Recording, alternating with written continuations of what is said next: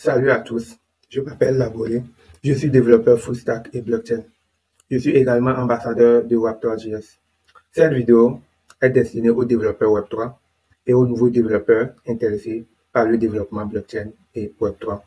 Donc dans cette vidéo, je vais vous aider pas à pas sur le processus de démarrage du développement Web3 en utilisant la librairie Web3.js et d'autres plugins dans l'écosystème Web3. Donc, pour commencer, vous avez besoin de quelques bases en JavaScript ou en TypeScript. Donc, je vous invite à nous rejoindre sur notre Discord communautaire, à nous suivre sur YouTube et sur nos différentes plateformes pour de différentes mises à jour et répondre à quelques-unes de vos questions.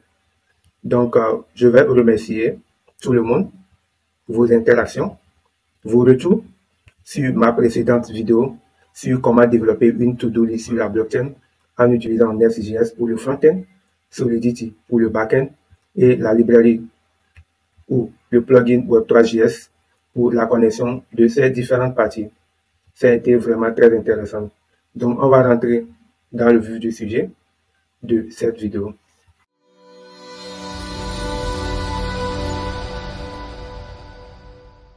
Démarrer le développement Web3 en utilisant Web3.js et d'autres plugins Web3. Donc, c'est de ça qu'on va parler. Initier les nouveaux développeurs intéressés par le Web3 et les développeurs Web3.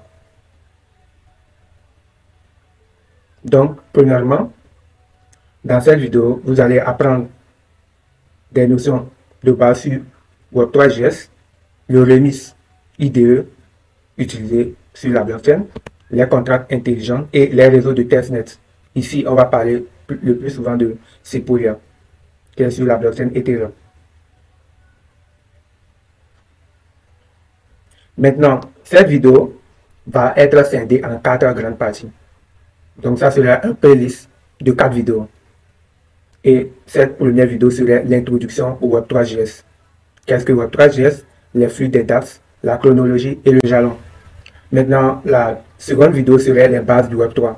On va parler de l'installation, les fournisseurs, interagir avec les smart contracts et les opérations qu'on peut effectuer, lire, écrire. La troisième vidéo serait les plugins Web3. Qu'est-ce qu'un plugin Web3? Les avantages, comment on construit un plugin Web3.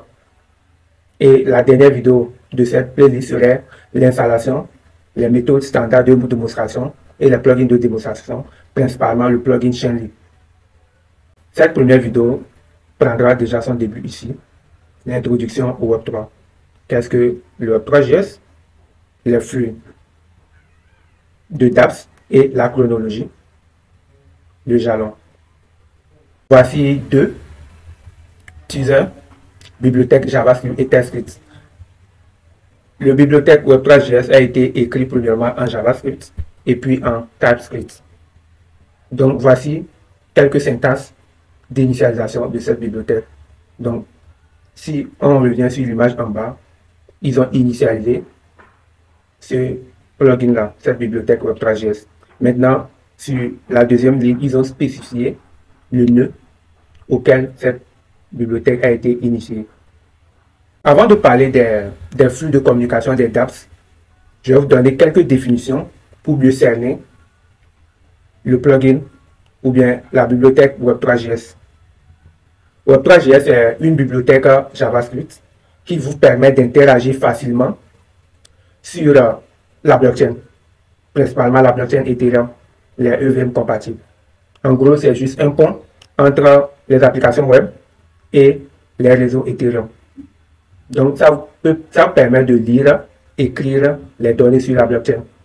Donc, on peut créer également des smart contracts et bien plus encore. Si on prend le flux de communication du dApps affiché ici grâce à cette représentation, on voit l'app qui est codé en React.js et l'exemple typique donné c'est Uniswap. C'est un test sur la blockchain Ethereum et EVM compatible.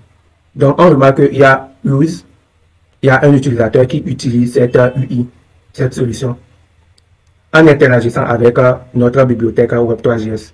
Donc Web3.js communique avec les fournisseurs. Maintenant, les fournisseurs font des appels RPC au nœud Ethereum. Maintenant, les nœuds Ethereum, ici, ils interagissent traite les transactions et envoie à la blockchain Ethereum. Maintenant, la blockchain Ethereum, qu'est-ce qu'il fait? Il exécute les smart contracts, reçoit les résultats, et ces résultats-là sont envoyés à notre bibliothèque ERPC, au UIS de l'application et également à l'utilisateur. Donc, voici le processus qui se fait entre le apps, la bibliothèque Web3.js, les fournisseurs de RPC, la blockchain, les nœuds du réseau et autres. Et c'est l'utilisateur qui essaie d'envoyer une requête et tous ces éléments-là l'aident à recevoir le résultat en question. Maintenant, on va parler de la chronologie de notre bibliothèque Web3.js depuis sa création jusqu'à sa version 4.7 actuellement. En 2014, on va remarquer que Jeffrey, qui est le cofondateur de l'Ethereum, a pour initiative de créer une bibliothèque JavaScript pour interagir avec la blockchain plus facilement. Donc, c'est le début de l'aventure. Et après tout, on remarque que Merek apporte toujours une technologie de parité à celle-ci. 2015, on a la création de ERC20. Donc, nous sommes à la version 1 de Web3.js.